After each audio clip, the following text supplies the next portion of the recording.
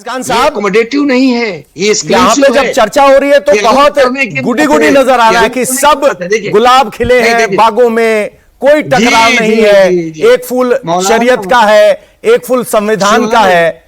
इसमें बयान में आपको कुछ कमी लगती है या इतना ही साधारण है ये? मेरे सवाल का जवाब मैं देखिए पवन नारा भैया, अब मुझे आप 60 सेकंड 120 सेकंड आप मुझे धैर्य से दीजिए। ये मुफ्ती जो भी है, मुझे उसका नाम याद भी नहीं आता है, अजीब सा नाम है उसका। ये जाकिर नायक का ये छोटा रिचार्ज है। जाकिर नायक इस्लाम धर्म के प्रचार के नाम पे यहाँ काम करता रहा, आखिर में आतंकवादी गतिविधियों को उसने प्रश्रय दिया, उसका स्लीपर सेल बना, अभी डिपोर्ट कर दिया गया है, वो मलेशिया में रह रहा है। ये भी कहीं मलेशिया से पीएचडी कर रहा है और इसका स्टेटमेंट बिल्कुल संविधान के खिलाफ है, भारत के लोकतंत्र के खिलाफ है और आतंकी गतिविधियों को सपोर्ट करने वाला है। संविधान नहीं मानेगा कह रहा है, सुप्रीम कोर्ट नहीं मानेगा कह रहा है, डेमोक्रेसी नहीं मानेगा कह रहा है, धर्मनिरपेक्षता नहीं मानेगा कह रहा है। ये कह रहा है मैं शरीयत मानूंगा, यानी कि वही भावना। यदि पाकिस्तान से कोई मुसलमान आ जाए तो ये कहेगा कि भैया ये मेरा भाई है और उसके साथ मिलकर भारत से गद्दारी करेगा। सुलेमान साहब, आपका जिक्र हो रहा है उस बयान का, हो रहा है उसका मुसलमान उसका भाई है।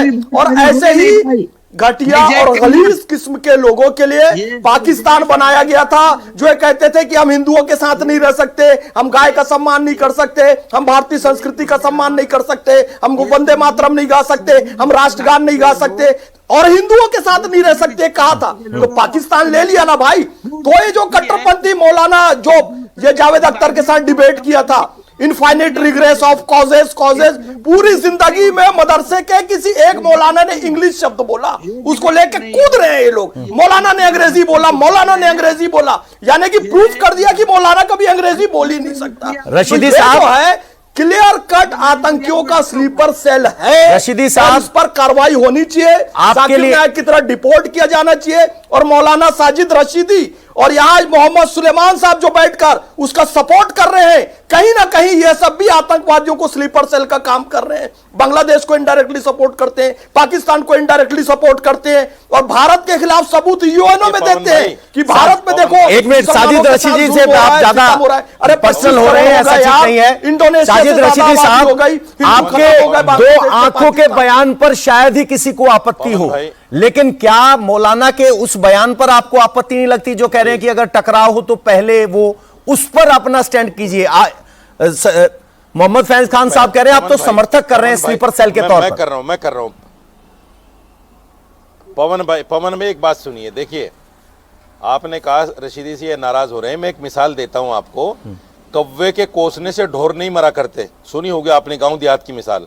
बहुत कौवे कोसते हैं, हमें फर्क नहीं पड़ता, नंबर एक। दूसरी बात, मैं सिर्फ ये कहना चाहता हूं, संविधान से फर्क उन लोगों को पड़ता है हिंदुस्तान जो का जाके चर्चों को तोड़ते हैं।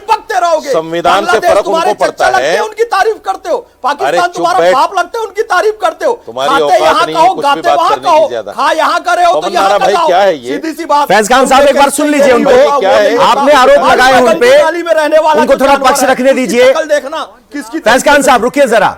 रशीदी साहब, क्या पक्ष? ये लोगों ने अपना पक्ष रख दिया दिल्ली में ब्लास्ट। ये आदमी, इनके मौलाना ने पक्ष रख दिया। मेरी तो नहीं है, आप इनको मत बोलिए सर, ये हमारे सम्मानित गेस्ट हैं। फिल्म की डायरेक्टर मैं नहीं बोल रहा हूँ, शक्ति का पूरा। फैज खान साहब रुकिए ना, सीधे बोल सकता है मुझे। साजिद रशीदी पर हमला करके कोई निष्कर्ष नहीं निकलेगा। अरे इसकी आवाज रशीदी साहब आप बोलिए, रशीदी साहब आप बोलिए।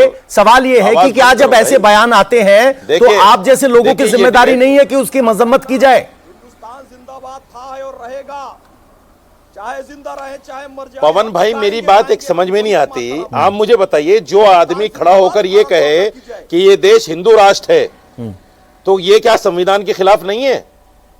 उसके खिलाफ आज तक कोई कार्रवाई हुई?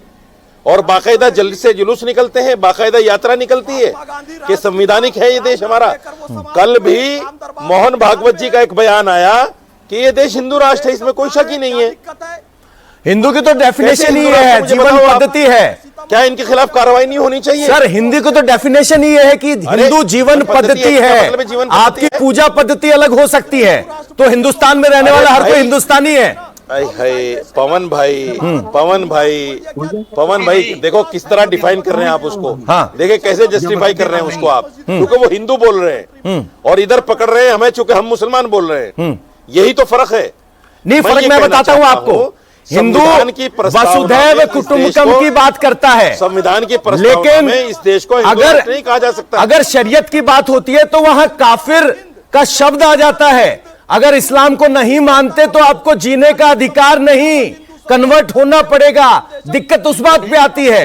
हिंदुत्व और इस्लाम के टकराव में यह बड़ी बात है। हिंदुत्व ने अलग अलग पंथ धर्मों को समाया अपने अंदर, इस्लाम नहीं समाता। अब बोलिए आप। पवन जी आप सुनिए, अरे भाई बोल रहे हैं, ये ऐसा नहीं। कौन कह रहा है कि जीने का अधिकार नहीं है?